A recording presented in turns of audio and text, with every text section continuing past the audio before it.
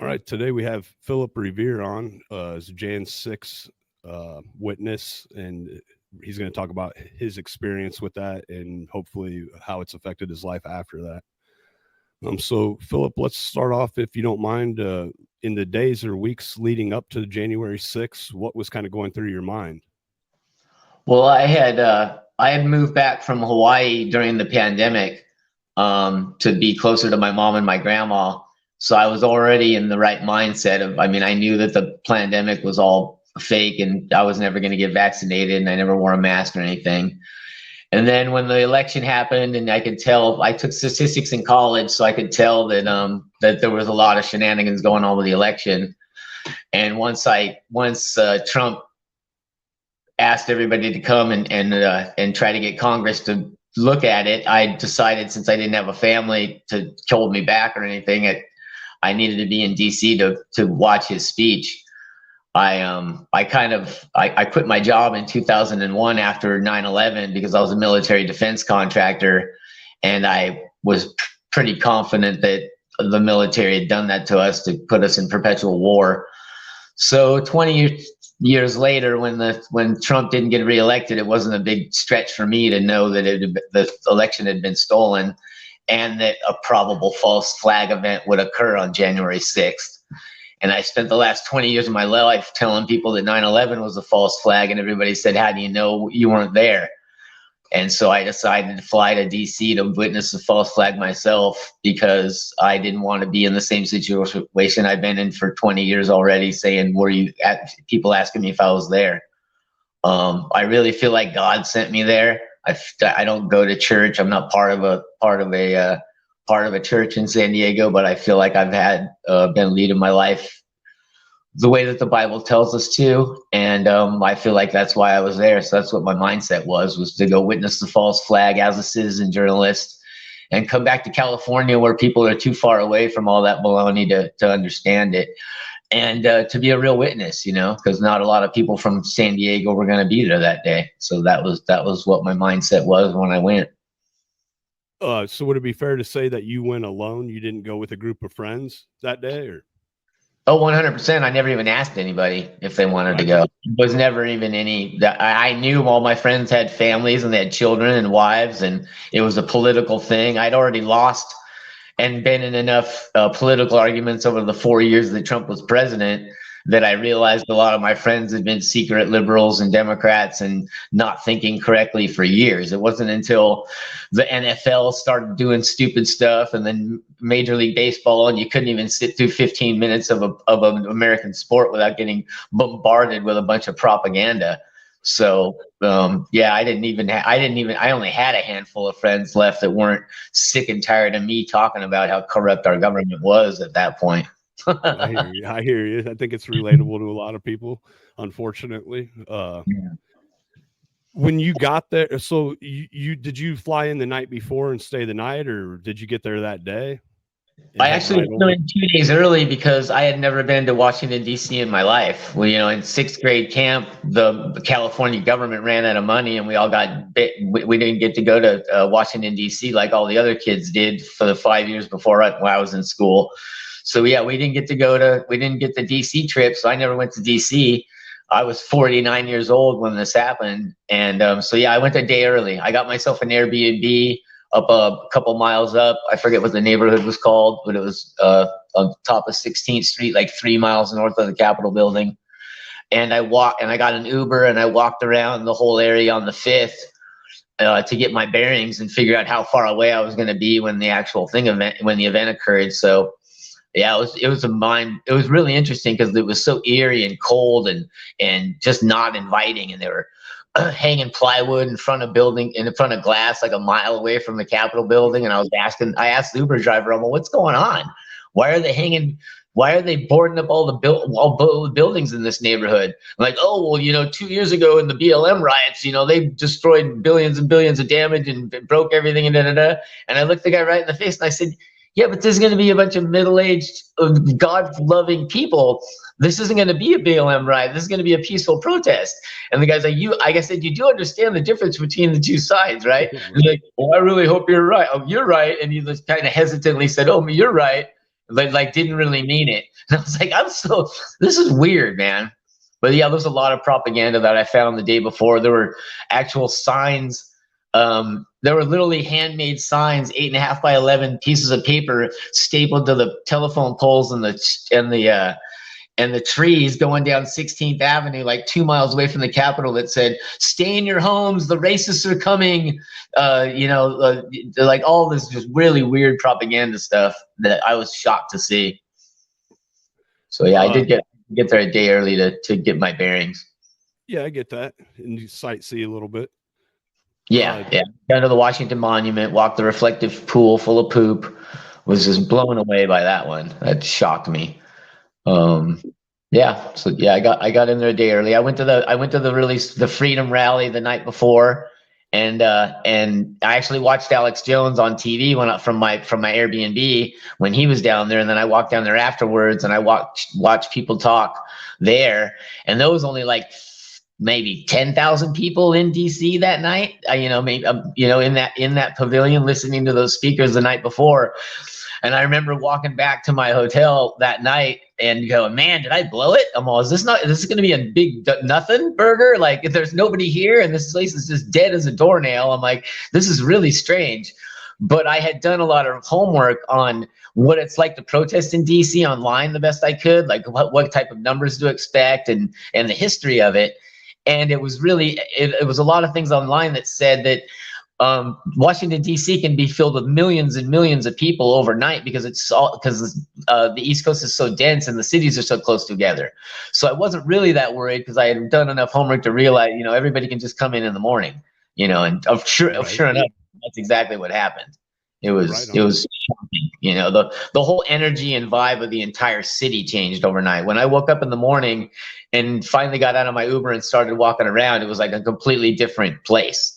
There was so much positive energy and music, and it was night and day between the 5th and the 6th as far as negative energy on the 5th and complete positive, uplifting energy on the 6th, before Trump spoke.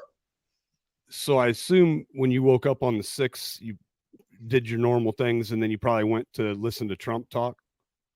Oh, it's interesting. Yeah, when I left my hotel room, I had planned on walking down there. But then when I walked outside, it was so friggin' cold, I realized I didn't have enough layers on. So I went back to my hotel. I went back to my Airbnb and put on another layer of underwear and a better wool sweater underneath my suit to be warm. And then I didn't have enough time to walk all the way back down there. So I got in an Uber. And the Uber drive, that was a funny experience because the Uber guy started driving down to drop me off, and he couldn't figure out why all the streets were closed and his GPS wasn't functioning. And he had no idea there was even going to be a rally at all. And he's like, "Why can't I?" He's like, "This is really weird. Like, this is closed and this is closed, and my GPS is not working, and da da da da." And I said, "Hey man, there's a big rally going on right now. I know exactly what's going on. As soon as you can see the Washington Monument, just pull over, and that's close enough." So sure enough, yeah, he couldn't get anywhere near where I was trying to go. And so he dropped me off, and then I ended up walking in. And it was interesting because when I got there the day before, they had like those military trucks and cement trucks and K-rail all surrounding the back of the Capitol building and the BLM Plaza. But on the 6th, they moved all that stuff like a mile further north and blocked off the area way further away from where it had been the day before. But at least I'd walked it and knew where I was going to be able to get back to the Capitol. It was interesting. Yeah. So then I walked down 17th and came in from the west side before Trump was speaking. I took some videos coming in of all the people that had set up to sell stuff. And I took some videos at the executive building where there were a bunch of officers guarding that area. And I heard some chatter on the radio, and I got some video footage of them listening to chatter on the radio at the entrance to the executive building. And then I went and stood in front of the ellipse before he spoke. And you could feel the crowd tightening, and I was meeting different people from areas, and you could feel the crowd getting tighter and tighter. And I took a look around, and I was like, "Oh, well, the Capitol's on that side. I want to be on the west side of the ellipse so that I'm closer to the Capitol because they have all the speakers scheduled after this. Well, it's not just him speaking. Now Simone Gold is going to speak, and Alex Jones is probably going to speak. I thought Alex Jones was going to speak at the Capitol building. I thought we had a whole rest of the afternoon of speakers to go watch. But before I could get past the ellipse on Constitution Avenue, I was on Constitution Avenue in front of all those porta potties, like right in the middle of Constitution Avenue, right in front of the ellipse. And you couldn't get anywhere. By the time I started to move, it got so dense that I ended up just right in front of this golf cart that they had placed there for like safety reasons, probably. And I watched the whole speech from next to a golf cart right there on Constitution Avenue. Everyone was probably pretty pumped, but still pretty peaceful at that point, right? When Trump was talking and after.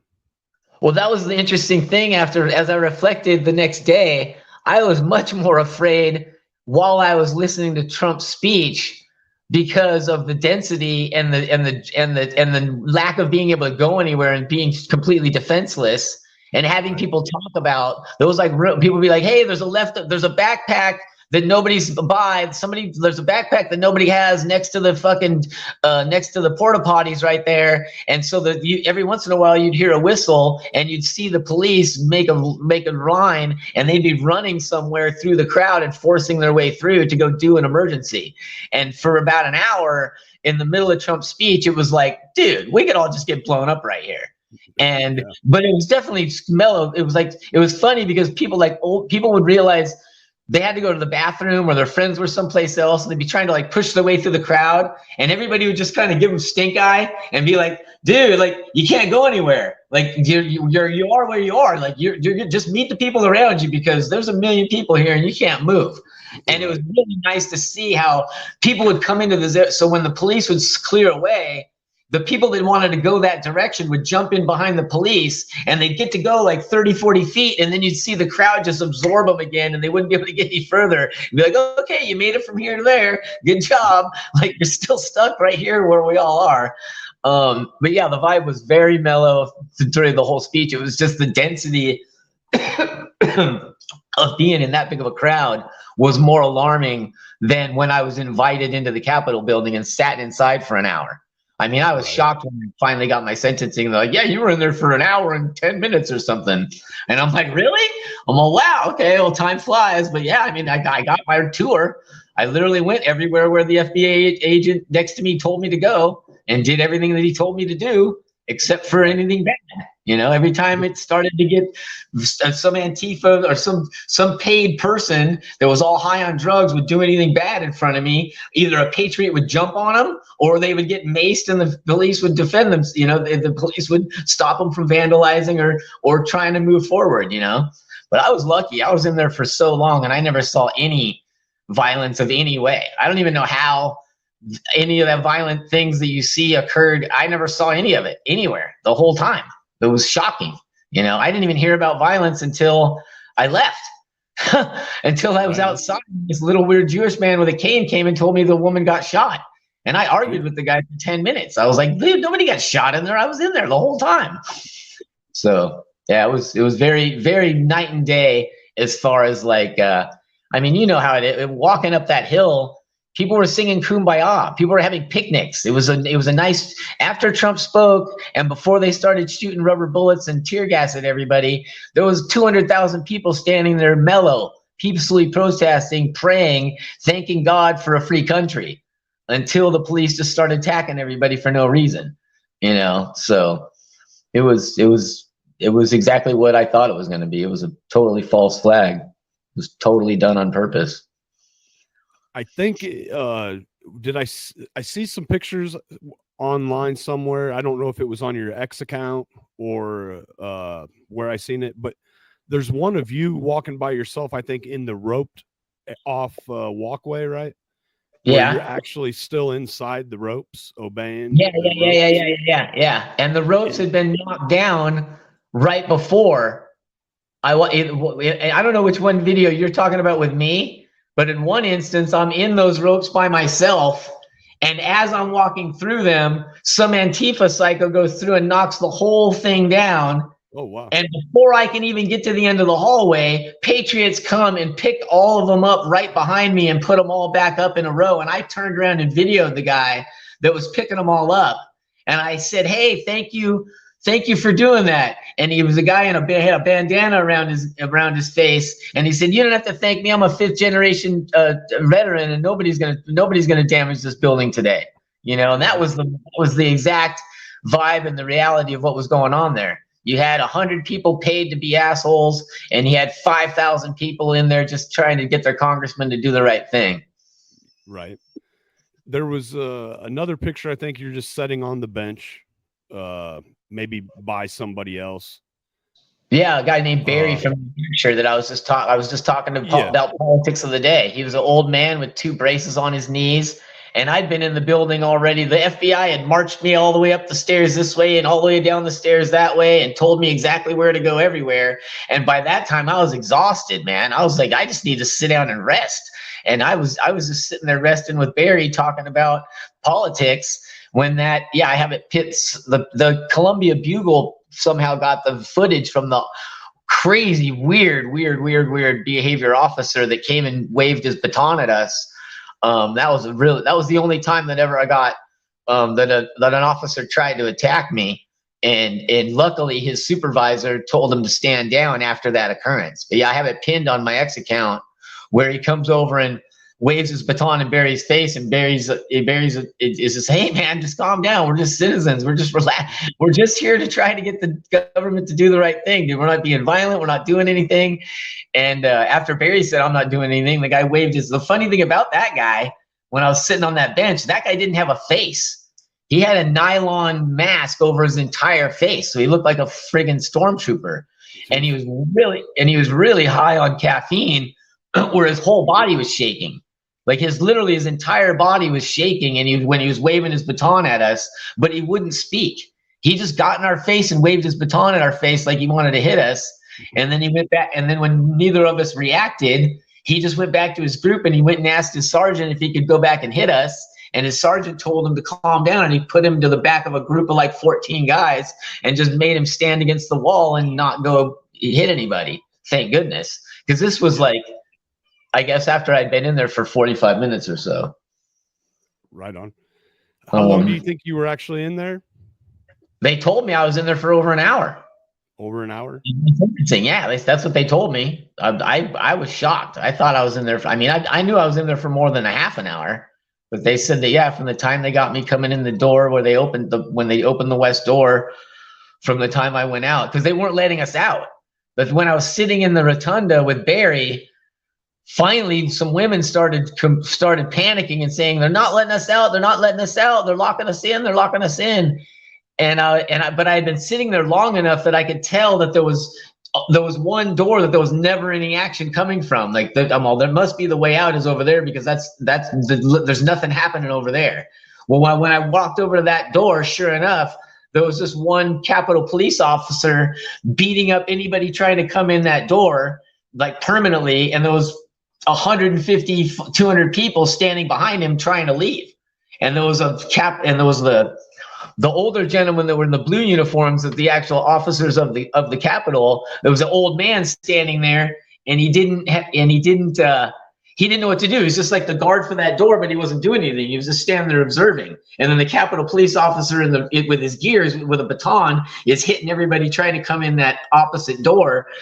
And it was interesting because then another Capitol Police officer came in that was in a motorcycle getup, in a motorcycle helmet, and he was like 7 feet tall. He was 1.5 feet taller than everybody in the entire room, and he had a helmet on.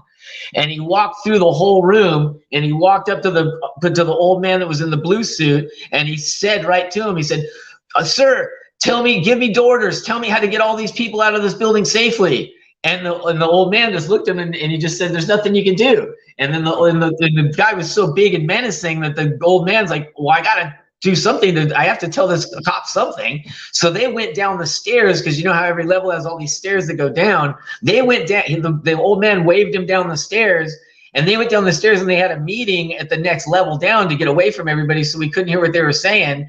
And then they walked back up the stairs and the old man just went right back to standing there. And the big giant Capitol Police motorcycle cop just kind of stood there for a second and just kind of assessed it again. And I went up to the old man. I go, well, what are we going to do, dude? What are we going to do? And he said, and he looked at me, he goes, well, y'all know if you go down there, you're going to get shot. This is the only way out the door. And there were already a bunch of patriots standing behind the Capitol Police officer that was hitting everybody, like wanting to grab him, but not wanting to grab him because he's a cop.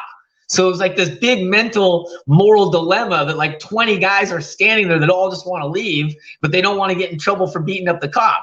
So finally, the big giant motorcycle cop just finally realizes what he has to do, and he goes and he grabs the other officer with a bear hug and just picks him up and moves him out of the way, and everybody opens the door and we all walk out.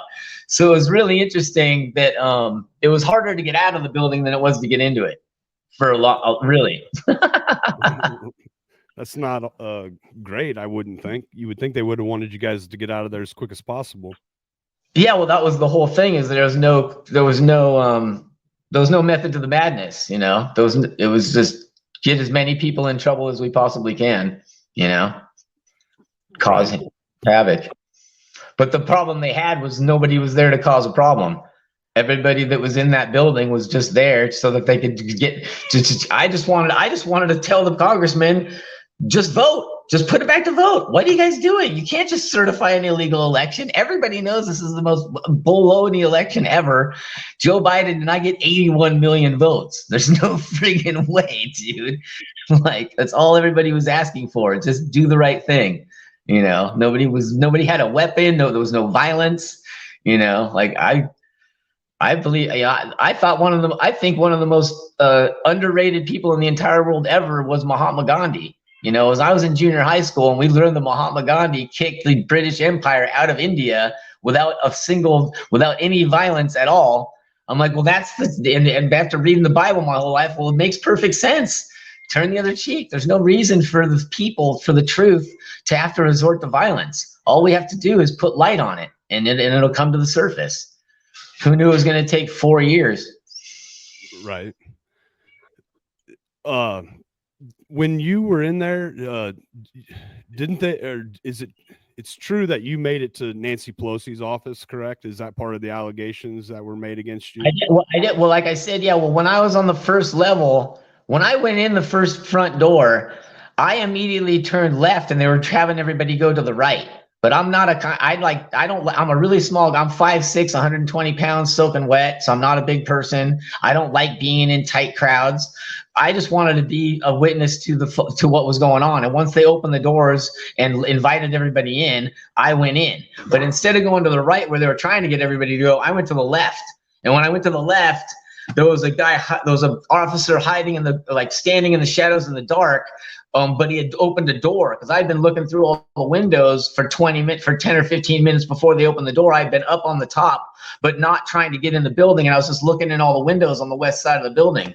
I'd seen elevator shafts and sitting rooms and office spaces. So when I went in, I went to the same direction of all the rooms all the windows that I'd been looking in. Well, I had noticed that one of the doors was now open, and it hadn't been open because I was looking in the window from the outside and that door was shut. Well, when I got in there, of all the rooms on the left-hand side, only one door was open, and it was a room that I'd been looking in. And I went inside it, and there was like a group of guys all in gas masks and military gear and like all geared up for a false flag in that room, having like a little meeting with each other. And I didn't think about it until my lawyer brought it up years later when I showed her my footage. She's like, oh, there's so-and-so and so-and-so. And she was talking to the other lawyer when I was in a conference call that I even realized I had footage of people that they were watching. But anyway, I went into that room. I said, don't touch anything. They opened this room on purpose on my video. I said, they opened this room to vandalize it. I could tell. And then when I walked out of that room, there was only one way to go. It was all black and dark, blocked off to the left of me. So I walked back to the entrance that I came in, and there was there was somebody standing at the base of the stairs yelling, "Come upstairs, come upstairs, come upstairs." So that's what I did. I just went to where they were calling. So when I got to the next level, I ended up in a hallway with the only guy in the whole building that I ever saw with an actual real media camera on his shoulder, and he had a handler walking right next to him, telling everybody that he was a don't harm the cameraman. Don't harm the cameraman. He works for National Geographic. He's neutral. And I remember laughing out loud. I remember thinking to myself, nobody believes you, dude. Like everybody knows this is a CNN cameraman. Like I know it for a fact because I know CNN and National Geographic are the same friggin' company. So it's just like it was just like a stupid thing for the guy to say. Like nobody cares about your dumb cameraman. But he made it very clear. We don't want you to know it's CNN. We don't want you to know that I'm the FBI handler. This is all just normal behavior. And then when I got to the top of the stair, and then sure enough, I followed them I got off the top of the stair, and right there to the right is that sign that says Speaker of the House Nancy Pelosi. Now there's congressmen that now have come out that said that those signs don't even exist in real life, that they made all those signs for the friggin' false flag event, which I thought was even crazier. But anyway, I saw that sign, so I went through that door. This is where it gets hilarious. I go under that sign, and when I went in there, you're not actually in Nancy Pelosi's office. You're in a hallway that has these ancillary desks on the left-hand side with partial height walls, and it's just a place for a lady to sit. And there's two of them, and then there's the door to Nancy's office. Well, when I was in that little, when I got into that little hallway underneath after that sign, it was 3 guys wide. I just jumped into one of those secretary desks areas just to not be crammed with everybody who was trying to get in there. And I realized I was going into a dead end anyway, and there was already so many people. I'm like, I'm far enough. Well, I wasn't standing in that little secretary area for 10 seconds when somebody yelled SWAT. And I literally just laughed out loud because I was like, what are they doing? Jumping out of her desk drawer, dude? Like, we're literally on the top of this castle in this stone building. There's no like secret trap doors into this little tiny office where we're at right now. Like, it was just the most asinine, stupid, false flag thing for a fake thing to happen, where all they were doing is just getting everybody to leave the room. And sure enough, it worked perfect. As soon as they said SWAT, everybody just turned around and walked out. And then the picture that is of me standing under that sign is me after the guy yelled it and me laughing and me coming out. And I'm standing to the CNN camera guy. He's the one that got the video of me, the guy I walked up there with. So they just lured everybody up there, set up, and got the shot. And I was the guy that came out. And as soon as I walked out and saw him, I knew all the hair on my whole body stood up and go, oh, I just went viral. And I just turned around next to him and got my camera out and said, okay, this is the shot. And I videoed the next guy coming out that took his cane and knocked the friggin' knocked the sign off the wall. I actually have that on my own personal footage because I got wrapped right into the whole false flag, like into the perfect spot for the whole show. It was hilarious, dude. It was such a setup. It was so fake inside there. It was just it was so poorly done as far as. If you were there, you knew, there was no question. It's just super sad that Kevin Greason and Benjamin Phillips had to get murdered by him with the smoke grenades, and Roseanne Boylan had to get trampled to death and beaten to death over the head. Like the violence that the police inflicted on innocent civilians that were just there to voice their First Amendment. It's just disgusting because, very unprofessionally done. Have you changed your stance at all, or are you still the same as what I may have read online about your feelings about the Ashley Babbitt part of the event? That's a propaganda false flag misquote of my exact story to the FBI 3 weeks after when I basically turned myself into them. See, I live in San Diego on the border with Mexico, and I have land in Mexico. So I've been crossing the international border every week for my whole life, basically. So after the event, after January 6th, and my picture went viral on Tucker Carlson and 60 Minutes and every news station, that still image of me under that picture, I got calls from everybody. I gotta let my cat out. Kitty. So I got calls. Where was I? Changing my story. Oh, so what I had told them 3 weeks after the event on February 2nd or 3rd, I crossed the border into Mexico, but I didn't go by myself. I went with 2 friends so that I would have a witness when I got arrested. So sure enough, when I came back across the border, they chained me to the wall and called the anti-terrorist unit, and my friends didn't know anything about what was happening because I didn't tell them. And I felt bad afterwards, but I wanted to have witnesses. So then they chained me to the wall and they brought the anti-terrorist unit out from the San Diego airport out to where I was crossing the border. And it was like a good cop, bad cop thing where they had the FBI agent that was the young guy treating me like a national hero and asking me all a million questions. And then they had the old black guy, the old middle-aged black guy with his arms on his chest, mad dogging me like I was Osama bin Laden or something. So, but the black guy never said a word until like he said like 2 words through the whole thing. And then the young FBI agent followed me in my car, told me he wanted to follow me on social media, told me I was a national hero.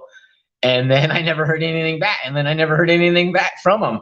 And that was like 3 weeks after it happened. What I said about Ashley Babbitt. I'm from Ocean Beach. I mean, I'm from San Diego, native born. Ashley Babbitt's a military kid. Her family actually is in the East County of San Diego in Santee and Lakeside. And I have I have friends all over San Diego. One of my friends, Ashley Babbitt's brother, actually cleans his pool. What I had told the FBI is that her last name wasn't Babbitt, that she was on her second marriage and she'd only had the last name Babbitt for like a few months, and her last name was actually Weinhoff. Or I said that's what her whole family's last name is Weinhoff, so I'm assuming that's what her last name is. So that's who she is. And I said, and she's not from OB. I'm not even from OB. I'm from Claremont, but I bought a house in OB 25 years ago. But I'm a surfer from San Diego, and I'm not even from OB. And I've owned my own house here for 20 years, but I don't say I'm from OB. So all I'm telling you is her last name isn't Babbitt, and she's not from OB. Her family's from Wisconsin. She lives in Santee. And that's all I said. I said I don't know who this lady is, because at that point I didn't even know if she'd been murdered. I was just telling them what I knew. I was in that building for an hour. Nobody shot me. No violence happened when I was in there. I don't know if it's even real or not. So I just said, name's not Babbitt and she's not from OB. And the evil woman that works at the San Diego Union Tribune that I need to sue, Kimberly somebody is, I got to file a defamation suit against that lady, because that's the woman that lied. That's the first media that said she's the one that got that lying woman at the San Diego Union Tribune got her story got retold 1,000 times in every newspaper and repeated all over the media. It's one of the million things that they did to us J6ers to try to defame us and try to make us look crazy. They just lied about what we said. But if you get the actual report from the FBI, you can see exactly what I said. But since I've been shadow banned and I'm not allowed to talk to anybody and nobody knows who I am, that this is the way it stays. Thank you for asking the question. Do you how do you feel this event has affected your life? I know that you got a 30 days in jail or something like that, and some fines and restitution, I believe. I could be incorrect about that, but no, yeah, that's right. They sentenced us to they broke all the judges and broke the law and charged us, sentenced us to both jail and probation, which is illegal for a misdemeanor, which the Supreme Court overruled and said you can't do that, which I appealed in San Diego, and then the lady she's a criminal judge from Stanford that just got on her soapbox 3 years after everybody knows the truth and lied about everything. Same with the prosecuting DA here just evil, corrupt people. And I only went through with my appeal because I did 22 of my 30 days, and I technically still owed 8 days. But the probation office in San Diego here finally just said, fuck it, we know you didn't do anything wrong, and just never followed through with it. But I did 8 days when they arrested me after they made the bogus Gen 6 committee. 10 months after I'd already told the FBI everything, they arrested me at a Border Patrol checkpoint and then locked me in the federal prison in San Diego for 8 days until I could get out, because I had a technicality for a car accident I was in Hawaii, so they wouldn't let me out for an unrelated incident. But so I did 8 days in solitary with one other, locked in a cell for 23 and a half hours. The first 8 days with one other guy, where you make a choice of you could either make a phone call or you could take a shower. Those are your two for the half an hour that you're out of your cell. So it was one or the other. Either you could get clean or you could try to talk to somebody. So that was an interesting experience. And then 2 years later, I got a really mean probation officer that wanted to put me in jail as soon as she got in control of me. So she sent me to the to one of those halfway house jails in San Diego. It's called Ocean. It's in a little neighborhood called Ocean View. Everybody calls it Ocean View, where it's like people that get out of prison can sleep there overnight and like have jobs and like slowly make themselves back into the community. Well, they put me in one of those in that place for 15 days. But within the first 3 days, I got beat up. I got attacked by 2 different inmates. So the lady that ran that place said that they had an entire floor of a building empty that they weren't using, and it would be better for me if I would just put myself in and allow them to put me in solitary confinement away from everybody, because I didn't belong there and I wasn't a criminal, and everybody could just smell a victim. So basically, so I voluntarily let them put me in solitary for 15 days. For the rest, I was basically did like 3 days with the criminals and then 12 days in solitary confinement myself. So I did a total of 22 days incarcerated. And the pretrial thing is just as bad as being in jail or being on probation. I mean, all of us were subjected to the most criminal gulag behavior from our government ever. As soon as we're charged, we lose our passport and we lose they tell us that we can't have a gun. So we have to give all of our guns to our friends and our family, and we have to give them our passport. And then we're not allowed to leave San Diego County. So before you even go to trial in this pretrial system in America is so corrupt, and it just destroys your life. I wasn't allowed to cross every time I crossed the border, when I would come back, the State Department had a hold on me where they had to chain me to the wall. So instead of just putting me in secondary and fucking with me like they always did before, because I refused to take a passport down there because there's no law that says you have to, I would always get put in secondary anyway. So all these guys already know me. Well, now the State Department's telling me to chain me to a wall. So I just start screaming bloody murder, profanities, and calling them every name in the book until they let me go. And that went on for months. And then the supervisor was so sick of it that he gave me his personal cell phone number so I could warn him every time I wanted to go to my house in Mexico. I would call his personal cell phone number, and then he would tell everybody at the border not to put me in the computer when I came through the next day. So I would call him on Friday and say, I'm coming back on Sunday night or Monday morning. And then on Monday morning, they'd have a notice in their meeting, Philip's coming back through, don't put him in the computer. So then they would just wave me through for the next fucking 6 months until they put an APB out for me. And then they had arrested me at a different border checkpoint, one of those illegal ones that they have in America, 10 miles from the border, just randomly pull everybody over and ask you where you're from, ask you for your papers. I live behind one of those now. And so they just, because I sold my house at the beach, the FBI was parked in front of my house at the beach every day. I lived next to a Masonic center, so they were just parked next to my house all day, every day, just listening to everything I did. And so I sold my house at the beach. I was going to anyway, but it was just made me preemptive to do it sooner. And I bought a house on top of a mountain on 150 acres where nobody can get near me. I got a mile-long driveway with a gate at the bottom. So then they started following me with helicopters. But they were afraid to come and get me, like a couple other a guy I just met, Hank Munzer. He said he lived in the back of the hills in Montana, and they would never come and get him in a million years. They just waited to arrest him, and same with me. So they just put an APB out for me and had the Border Patrol arrest me for this when they actually arrested me and took me to jail. I had the 4 S's. I got a job in Merced, California, and I live in San Diego, so I started flying. And I didn't know anything about the 4S program. And I got there and they made me miss my flight, and I missed my job interview the very first time I tried to go. And then I had to return, and then I had to tell the guy that was trying to hire me why I missed my flight. So I almost missed the job right off the bat, but luckily I was being referred to the job by the general superintendent of the whole company, and they really needed me. So he had a cousin in politics, so he actually knows how the shit works, because his cousin is a congressman up there, so he actually knows everything. So he wasn't even shocked when I told him what happened to me. Well, anyway, I didn't know it was going to go on forever. Every single time I tried to fly to Fresno, the TSA just fucking destroyed me, and the Alaska Airlines couldn't print me a ticket. It was just a disaster. But they fucked with me every Monday and Friday, back and forth, forever and ever and ever, to the point to where I was getting so pissed that I picked up my suitcase one time and slammed it down after they had harassed me at the gate for the 10th time in 10 weeks.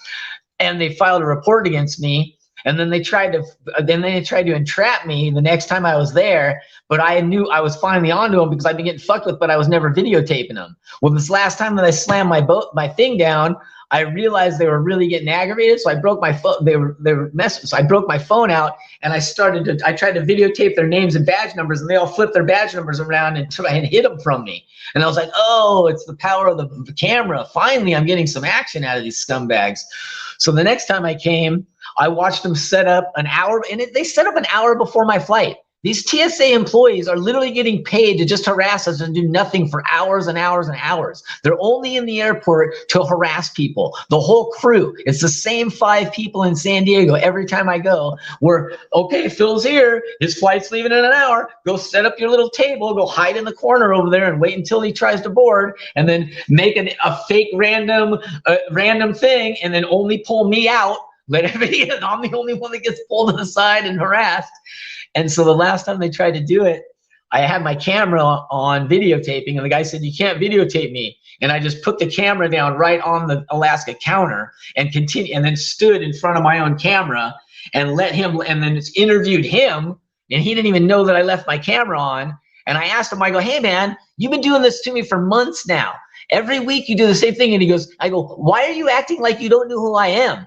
And he looked me right in the eye. He goes, what does it matter?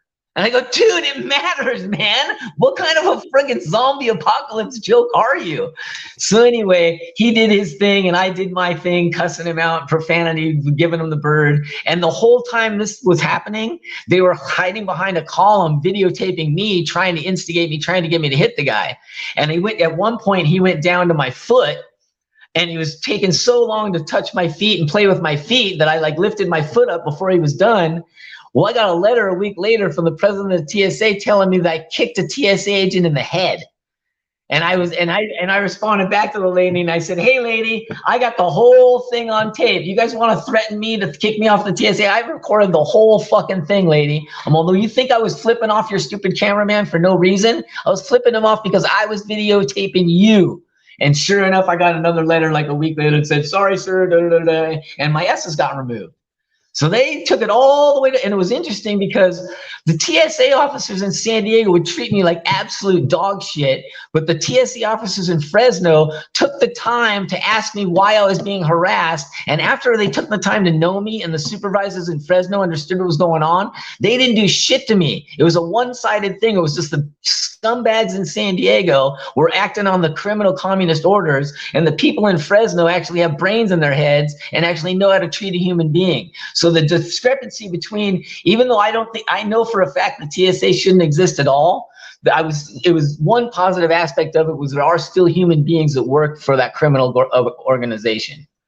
So yeah, that was one, the attacking of me was mind-boggling from every level. You know, any type of interaction you have to have with the federal government was just utterly despicable, and still is to this day, to be honest, you know.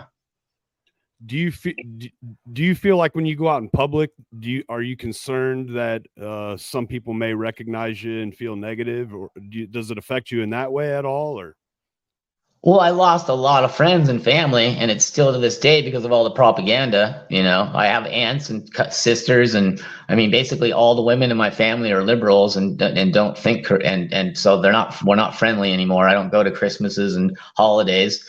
When I'm out in public, one of the first hats I bought was a Let's Go Brandon hat when that whole debacle happened on CNN. So I have a nice bright red Let's Go Brandon hat that I actually keep it on the dashboard of all my cars because I have a couple different cars.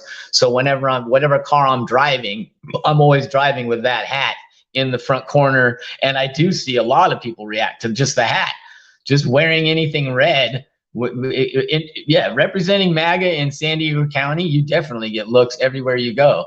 I was thrown out of a Costco when I first moved back during the pandemic for not wearing a mask. I had six grown men chasing me through my Costco that I've been shopping in since I was 8 fucking years old because I wasn't wearing a mask. And then I got all the way through all my groceries, and then I'd pick up another guy. It was like every aisle I'd go through, oh, there's a guy without a mask. There's a guy without a mask. There's 6 of them chasing me at the end of it. I get to the register, and the lady runs away. And so they have to bring a manager over to check me out, and then they won't check me out unless I put a shield on my face and a welder's mask on my whole head. So I sit there and argue with them about that. And then every time they check like 3 items, and I lift the fucking stupid welder's mask up, and she just stopped checking me and just stare at me. And I'd have to put the thing down, and she'd check, and I'd lift it up. And I went up and down with her like 100 times. So yeah, I mean, the pandemic thing was one thing, but yeah, just being a Republican in San Diego and knowing that you are speaking for the truth is difficult. Yeah, in public, I don't let it bother me, and I don't like do anything about it. I have gotten, I'd say, you get people don't have the confidence to say anything to you, but you get the negative look more than you get a positive feedback. Like I can think of maybe 4 times in the last year that somebody said, I like your hat or I like your shirt, for, if I'm wearing something MAGA related, but I don't have any. And then again, people don't understand, I'm not even MAGA. I mean, I am MAGA, but MAGA was Make America Great was way before fucking Trump took the saying. I'm not a Trumper. I'm an independent person that voted third party my whole life. I don't fit into their bubble of, and I wasn't a Proud Boy. I think they put my picture on TV because I was wearing a Hawaiian print shirt, and it was just a stereotype for framing the Proud Boys. I think that's what they did. I think that's the only reason why my image was even used as a manipulative tool of propaganda, was so that they could say, look, there's a Proud Boy, but then it backfired on them because I'm a fucking surfer from San Diego, and that shirt was a present from the first woman I tried to marry. It was just a sentimental red and white shirt that was very appropriate for me to wear that day. But it fit the psychological bullshit CIA psyop that the Proud Boys were responsible for something. I mean, it's just disgusting what they did to that Enrique guy. And the fucking guy wasn't even in the goddamn fucking city. Pardon my French. It's so sad what they've done to those guys. Do you think, are you pretty hopeful that Trump will pardon the Jan 6 people, or are you not going to get your hopes up? I think it's irrelevant. It's irrelevant for me at this point. I know he's going to pardon the guys that have been in the DC gulag for 4 years. I know he's going to do that because he has to. If he doesn't do that, then he's the biggest fake in the history of the world. I don't have very much confidence in the system. I know it's all rigged. I know it's still a Cloward Pliven joke. The reality is if everybody, look at what Biden just did today. He just gave them he just gave the entire January 6th committee all the fake medals that all the psycho Hollywood people get. So, like I keep telling them, the proof is in the pudding, dude. The actions speak louder than words. I don't give a crap how much shit you talk. Unless Adam Schiff and Ratskin go to prison, this is all fake, dude. The pardons are 0.0001% of this thing. Everything's already done. Look at a guy like me. I'm just a poor citizen journalist that got canceled by Meta in 2017. That's never had a voice to tell anybody anything. That went there to just tell the people the truth, even though I have no ability to in reality.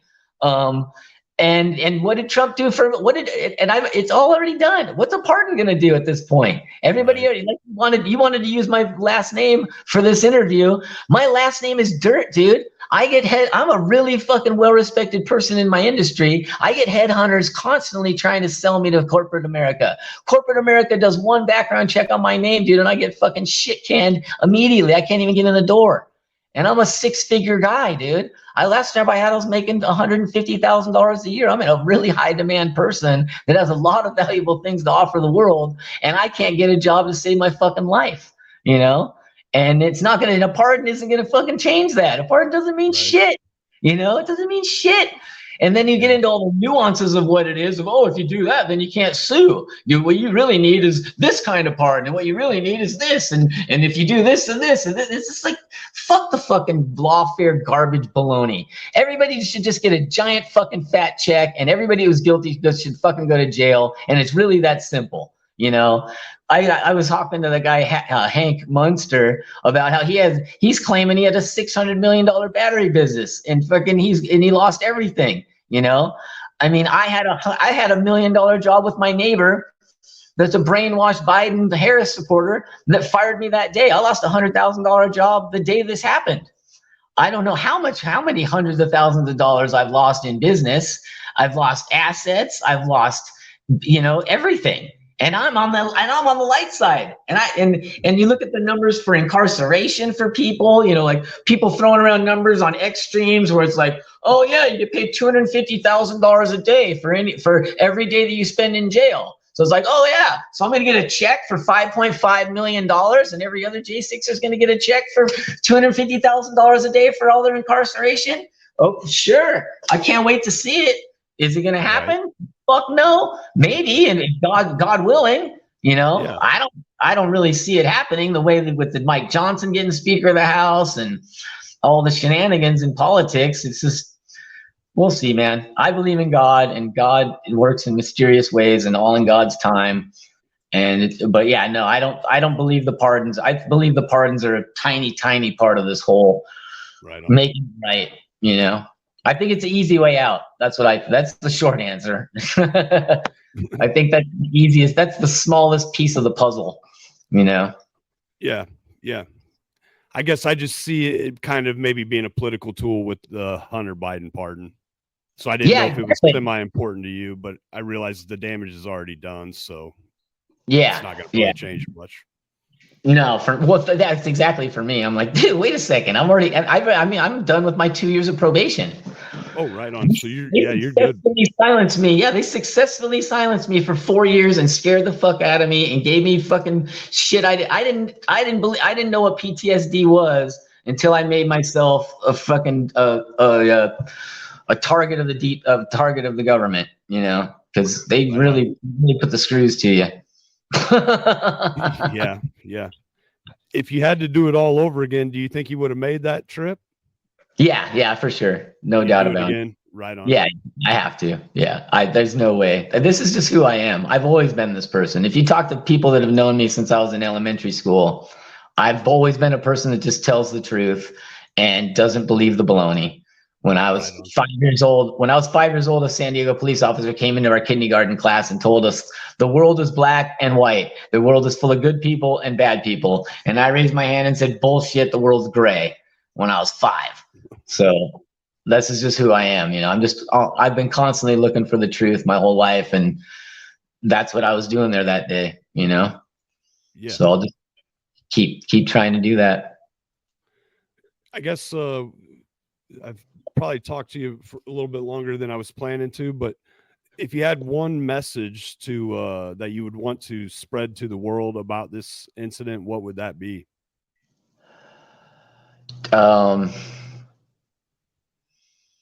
To believe in God. That's because God sent us all there. It was God's. It's all in God's hands. That's my message to the world. Is it's all in God's hands. I haven't met anybody or heard anybody that went there that day that didn't say God sent them there, and that's why we were there. We were very peaceful, and but that's just the truth, Right on. Well, Philip, I appreciate you coming on and sharing your story with us today. I appreciate you inviting me. I really do. Thank you for your time. Yeah, no problem. Thanks. Yep.